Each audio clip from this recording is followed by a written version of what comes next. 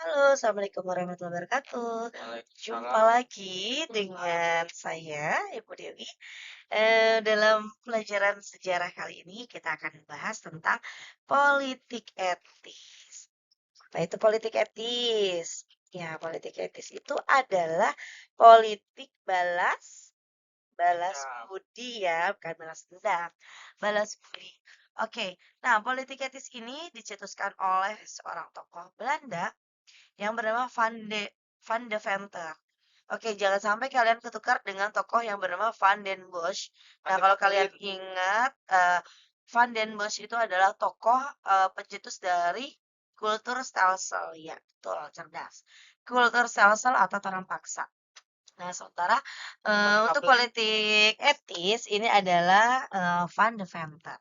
Nah, Gap- tujuan dari politik etis yaitu untuk membalas budi rakyat pribumi atau rakyat Indonesia Katanya. yang dinilai sudah banyak dirugikan oleh pemerintah Hindia Belanda. Katanya. Jadi sebetulnya bentuk keprihatinan Van de Venter terhadap penjajahan yang dilakukan oleh bangsanya terhadap bangsa Indonesia pada waktu itu yang sudah atau dianggap sudah melampaui batas. Nah, makanya beliau ingin memberikan sebuah timbal balik atau imbalan kepada pemerintah, kepada rakyat Hindia Belanda pada waktu itu. Nah, apa aja sih isi dari politik etis? Nah, itu ada tiga.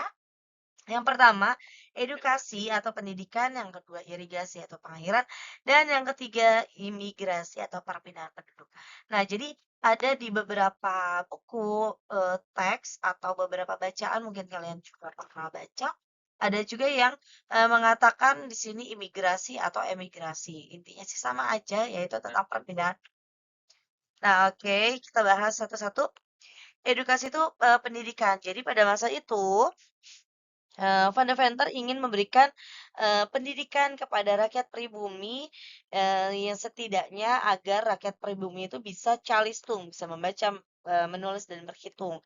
Jadi biar rakyat Indonesia itu tidak buta huruf pada waktu itu. Nah, akhirnya nanti dari sinilah muncul atau lahirlah golongan terpelajar yang itu merubah pola perjuangan rakyat Indonesia yang tadinya kita berjuang dengan apa ya fisik. Nah, kemudian berubah menjadi strateginya itu berubah menjadi strategi otot dengan pembentukan organisasi-organisasi kepemudaan.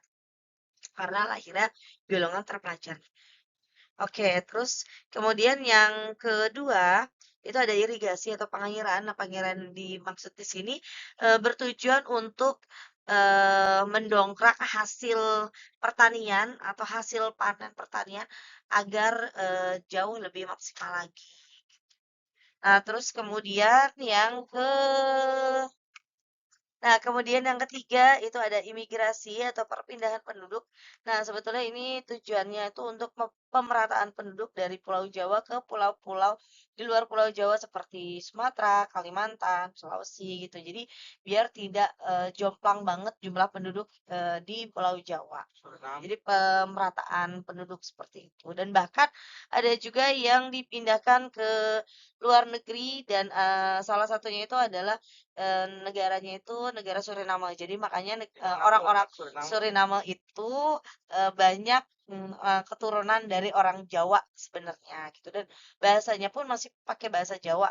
Ada juga pakai bahasa Inggris juga. Mana Gitu. Suriname? Nah, kemudian habis era politik etnis, nah ini nih ada yang namanya sistem usaha swasta. Nah, ini di penghujung akhir abad ke-19, yaitu 1870 sampai awal abad ke-20 atau 1900-an. Menariknya di sini sistem usaha swasta itu punya beberapa nama lain. Jadi ada juga yang menyebutkan sistem ekonomi liberal dan ada juga sistem politik gitu terbuka. Jadi pada era ini ada beberapa penyebutan istilah pada masa ini ya karena memang ya Nanti saya jelaskan satu-satu. Jadi kenapa disebut atau dikatakan sistem usaha swasta? Nah, itu karena pada saat itu pemerintah Hindia Belanda membuka peluang bagi para pengusaha swasta asing untuk menanamkan modalnya di Indonesia gitu. Tujuannya apa? Yaitu tujuannya untuk mendapatkan keuntungan yang jauh lebih banyak lagi dari masa sebelumnya seperti itu. Jadi biar setidaknya apa ya, merubah image kalau, oh, penarikan pajak yang dilakukan selama ini sangat menyengsarakan rakyat. Nah, ini dikemas dengan cara yang berbeda, yaitu dengan cara, menarik investor-investor asing buat menanamkan modalnya di Indonesia dengan membuka, perkebunan-perkebunan yang nantinya bisa menjadi, milik dari swasta asing tersebut. Nah, terus ada juga yang, menyebutkan sebagai sistem ekonomi liberal. Nah, kenapa disebut juga sistem ekonomi liberal? Sesuai dengan namanya, liberal itu adalah bebas. Nah, dalam artian di sini, para pengusaha swasta asing tadi itu diberikan kebebasan atau keleluasaan untuk menanamkan modalnya serta apa ya melakukan MOU atau perjanjian dengan penduduk setempat untuk menyewakan lahan-lahan para pribumi tadi dengan jangka waktu eh, tertentu atau jangka waktu yang cukup panjang eh, sesuai dengan kontrak yang sudah disepakati oleh pengusaha tadi dengan rakyat pribumi. Terus ada juga yang mengatakan sistem politik pintu terbuka. Nah, ini juga kenapa dikatakan sistem politik pintu terbuka? Ini terkait juga dengan usaha swasta tadi, sistem usaha swasta tadi. Jadi membuka peluang bagi para pengusaha swasta asing untuk menanamkan modal di Indonesia. Seperti itu. Ini menggantikan sistem usaha swasta ini menggantikan sistem tanah paksa. Jadi sekali lagi sistem ini berlaku dari tahun 1870 sampai 1900-an. Oke, di sini ada pelaksanaan sistem usaha swasta. Nah, sistem ini membuat pihak swasta mempunyai peluang untuk pengembangan perekonomiannya. Nah, terus kemudian ada 3 aturan dasar atau landasan-landasan dasar sistem usaha swasta. Yang pertama, dengan dikeluarkannya Undang-Undang Perbendaharaan Negara, yaitu tahun 1864. Nah, ini kom, Comtabilit Wet. Kemudian yang kedua ada Undang-Undang Gula atau Sikerwet. Dan yang ketiga Undang-Undang Agraria atau Agraria Wet itu pada tahun 1870. Nah, kalau untuk Undang-Undang Perbendaharaan Negara ini lebih kepada undang-undang yang untuk mengatur APBN, Anggaran Belanja Negara Hindia Belanda pada waktu itu. Ini harus diketahui dan disahkan oleh parlemen. Parlemen siapa? Parlemen Belanda pastinya. Oke, kemudian undang-undang yang kedua yaitu Undang-Undang Gula. Nah, Undang-Undang Gula ini mengatur tentang monopoli tanaman tebu pada pemerintahan yang kemudian secara bertahap akan diserahkan kepada pihak swasta. Nah, pada masa ini akhirnya banyak pabrik-pabrik gula yang didirikan di Indonesia, khususnya di Pulau Jawa. Nah, kemudian yang ketiga ini ada Undang-Undang Agraria atau Agraria Wet. Pada tahun 1870 ini mengatur tentang politik tanah di negeri jajahan. Nah, maksudnya kayak gimana sih? Nah, di sini pada waktu itu, tanah di negeri jajahan di Hindia Belanda itu dibagi menjadi dua, yaitu yang pertama, tanah milik penduduk pribumi, dan yang kedua, tanah milik pemerintah. Nah, pemerintah mengeluarkan surat bukti kepemilikan tanah, ya kalau kayak sekarangnya sih, sertifikat tanah gitu ya. Jadi itu tuh sudah ada sejak zaman kolonial Belanda, guys. Fun fact-nya ya. Nah, ini pihak swasta dapat menyewa tanah, baik tanah milik pemerintah atau tanah penduduk yang tadi saya bilang. Nah, tanah milik penduduk pribumi itu tidak boleh dijual kepada orang lain, jadi hanya untuk disewakan. Dan disewakannya pun juga pada Undang-Undang Agraria ini bisa sampai 40 tahun. Bisa sampai 40 tahun dan bahkan lebih jika memang perpanjangan kontrak tersebut dilanjutkan seperti itu.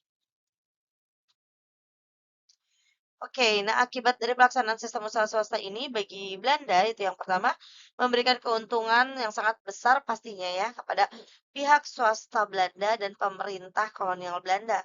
Kemudian yang kedua hasil-hasil produksi perkebunan dan pertambangan mengalir ke negara Belanda. Yang ketiga, negeri Belanda menjadi pusat perdagangan hasil dari tanah jajah. Nah, sedangkan bagi rakyat Indonesia akibatnya yaitu pastinya kemerosotan tingkat kesejahteraan penduduk, kemudian adanya krisis perkebunan pada tahun 1885 karena jatuhnya harga kopi dan gula berakibat buruk bagi penduduk. Kemudian yang ketiga, menurunnya konsumsi bahan makanan terutama beras, sementara pertumbuhan penduduk meningkat cukup pesat. Karena apa? Karena pada masa ini hampir sama dengan pada masanya kultur salsel, jadi banyak masyarakat pribumi yang akhirnya lebih konsen bekerja di perkebunan untuk mengurusi tebu, tembakau, kopi, seperti itu gitu. Jadi tanaman-tanaman industri. Jadi sawah-sawah mereka itu banyak yang akhirnya terbengkalai dan mengakibatkan selalu gagal panen. Seperti itu. Oke, di sini ada gambar peninggalan-peninggalan sistem usaha swasta. Ini ada pabrik gula Jati Barang itu yang ada di Brebes. Kemudian ini pabrik gula Cepiring ini ada di daerah Gulaku. Gitu. Pabrik gulaku itu pabrik modern. Nah, ini ada pabrik kopi di Lemuilis. Ini ada di Trenggalek, Jawa Timur. Yang tadi Jawa Tengah ya. Kemudian ada perkebunan teh Kaligua di daerah Brebes. Nah, ini tuh jadi objek wisata. Oh ya, kalian jangan salfok sama eh, cewek yang di tengah sini ini jelas bukan saya yang pastinya. Ini iklan. Oke, pembahasan yang selanjutnya itu ada perkembangan agama Kristen di Indonesia. Sekaligus ini materi terakhir pada bab kali ini. Nah, oke, ini ada proses masuknya agama Kristen di Indonesia. Nah, itu ada dua pada waktu itu. Ada Kristen Katolik dan Kristen Protestan. Nah, Kristen Katolik itu umumnya disebarkan oleh dua negara yang pada waktu itu pernah singgah beberapa saat juga di Indonesia, yaitu Portugis dan Spanyol. Itu mereka membawa agama Kristen karena memang misi suci mereka salah satu dari gerakan 3G yaitu gospel. Jadi mereka ini adalah seorang misionaris yang juga selain melakukan perdagangan, mereka juga menyebarkan agama Katolik. Nah, terus kemudian yang kedua ini adalah agama Protestan. Nah, agama Protestan ini disebarkan oleh dua negara yaitu Belanda dan juga Inggris. Nah, agama Katolik itu disebarkan oleh para pastor. Nah, pastor yang terkenal itu adalah Franciscus Xaverius dari Ordo Yesuit. Sedangkan agama Kristen Protestan disebarkan oleh para Zending. Jadi sebutannya kalau untuk penyebar agama Kristen Katolik itu disebut pastor, sementara untuk agama Kristen Protestan itu disebut Zending. Oke guys, itu saja materi kita untuk kali ini. Kalau misalkan sekiranya ada yang ingin kalian tanyakan, kalian bisa langsung chat saja di kolom komentar. Terima kasih. Wassalamualaikum warahmatullahi wabarakatuh. Salam historia. Dadah.